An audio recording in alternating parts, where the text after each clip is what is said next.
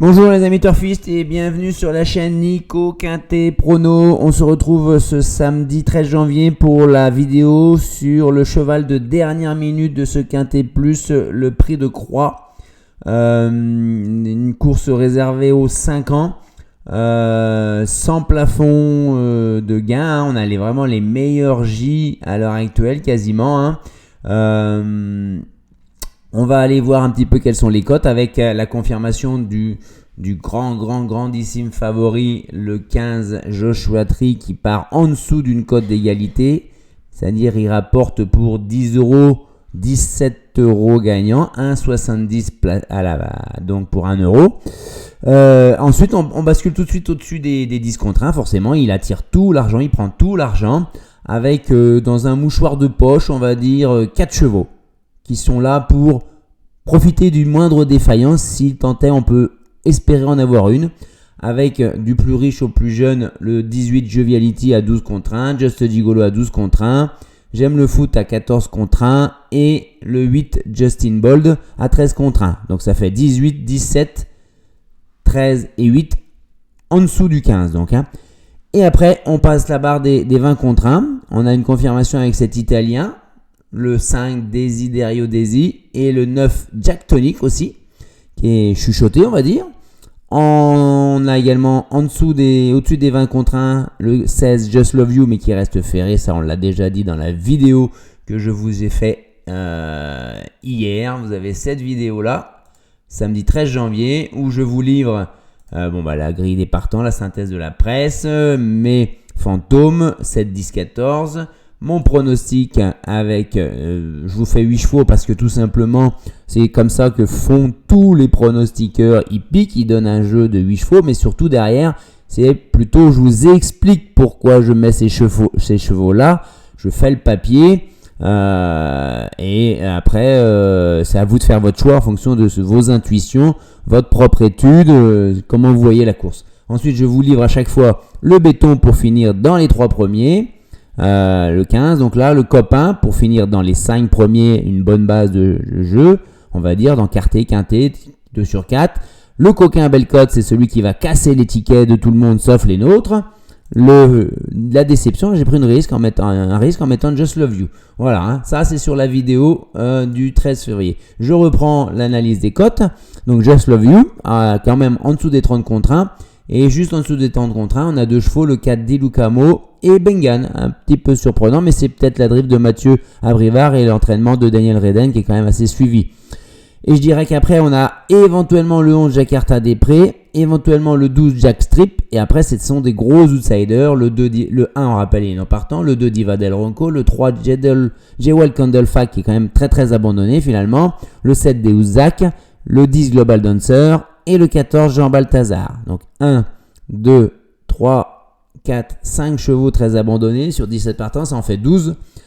12, voilà, c'est assez habituel. On va essayer d'avoir ça dans le détail pour voir quelles sont la cohérence au niveau des mises. Qu'est-ce qu'on peut repérer dans les masses d'enjeu. On est un peu en avance aujourd'hui, c'est vrai. On n'a même pas 100 000 euros en masse en mise placée gagnante, même pas 150 000 en mise placée.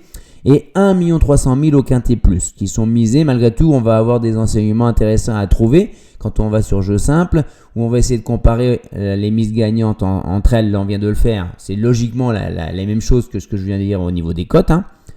Ensuite, les mises placées, il peut y avoir des fois des différences parce qu'il y a des chevaux qui sont plus joués à la gagne qu'à la place ou plus joués à la place qu'à la gagne. Là, par exemple, on s'aperçoit tout de suite que le 17, il est seulement 3e à la gagne, mais il apparaît en 2e position à la place. Bon. Et ensuite, on essaye de voir la répartition des mises. Combien de fois de mises placées sont mises sur les mises gagnantes, quoi. Voilà. Je vais vous expliquer tout ça. Donc là, tout de suite, ce qui frappe, bien sûr, mais ça, c'est pas une surprise, c'est que Joshua Tree est plus joué à la gagne qu'à la place, mais pas de manière énorme non plus, Il y a pas mal de parieurs qui quand même misent Joshua Tree placé. Là, compte tenu des mises actuelles, combien il va faire à la place? Rapport probable, en jeu simple, Joshua Tree, il l'annonce entre 1,40 et 1,60. Ça fait 50%, un placement à 50% en une journée. Pourquoi pas? Il y aura peu d'écart entre son rapport gagnant et son rapport placé. Donc les gens, finalement, ils vont à la place. Ensuite, forcément, on tombe de plusieurs étages pour les mises suivantes, avec Joviality de peu devant Just Gigolo, le 18 devant le 17 et le 8, mais on a vu qu'à la place, c'est différent. Just Gigolo, on compte vraiment un rachat de sa part, hein. Moi, c'est vrai qu'on peut estimer qu'il risque de se rapprocher d'une place sur le podium, mais c'est loin d'être sûr pour moi, hein. C'est loin d'être sûr pour moi.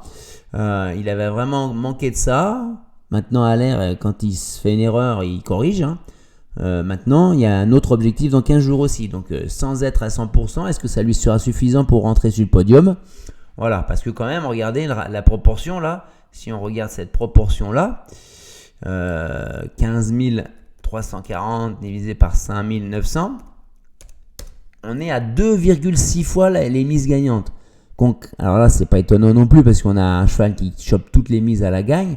D'habitude, on est sur du 1,20, 1,30, 1,40. Quand on est déjà au-dessus d'un 50, c'est déjà pas mal, jusqu'à 2. Et au-dessus de 2 fois la mise gagnante, c'est qu'il y a un truc. Mais là, tous les chevaux vont être à peu près à ça. Mais il y a un peu plus sur Just Gigolo. Parce que vous voyez, sur le 18 Joviality, il n'y a pas 2 fois la mise, hein.